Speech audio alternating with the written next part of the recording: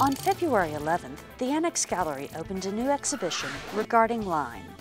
Curator and gallery coordinator Stacee Beat describes how these diverse artists came together to express one theme.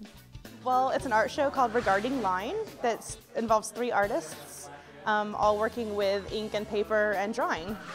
So I'm the gallery coordinator. For most of the shows, I do the installation and help with the publicity, but for this particular one, I chose all the artists. I work with John Adelman at Lone Star College Montgomery, and I saw Kia Neal's work at Box 13 where she has a studio space. And then I was looking for a third person whose work went along with them, and a friend suggested Brent's work to me, and he's from Chicago and actually went to the same undergrad as me. John Adelman created his pieces by tracing common hardware nails, taking inspiration from both line and randomness. So these ones right here that are in the show of the 5 have the greatest structure of anything that I've actually done. So normally it's a real haphazard method where I just dump the nails and I go with whatever happens.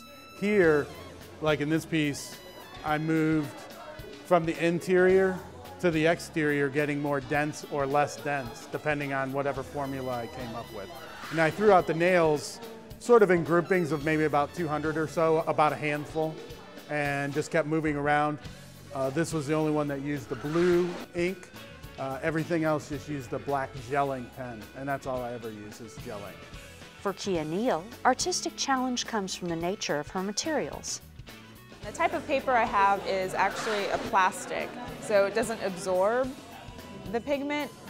Pigment just has to dry on it. And so I have these puddles of paint on my paper, and I take a regular household hairdryer and I hold it over the puddles, and it causes the water to evaporate, but I also can move the puddles around. And as the puddles evaporate, they get darker and more concentrated, and it creates all kinds of marks on my page, and it's really hard to control. I have not been able to really control it at all. I can kind of control the form a little bit, but I can't repeat marks. And so one of the reasons why that piece, but my favorite piece is my favorite, is because there's some amazing marks on there that whenever they happen, I'm just like, how did that happen? I don't know how to make that happen again.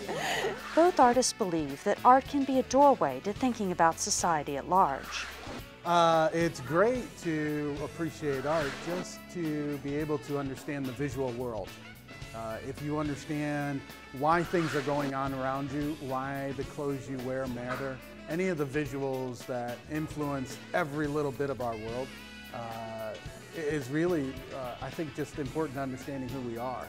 And the easiest way to do that is just by looking at art.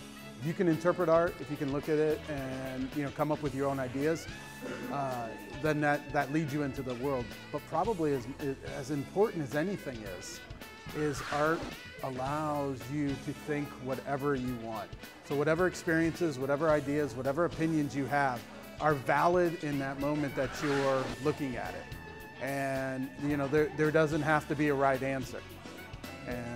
And as long as you take responsibility for your opinion of it, then I think it's a good thing.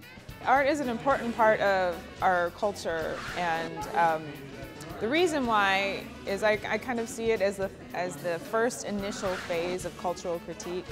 Artists, we look at the world around us, we observe it, we take it in, we try to regurgitate it into some other form that maybe points to something that's going on in our society that maybe people don't necessarily pick up on, or maybe they pick up on but can't think of a way to start talking about it.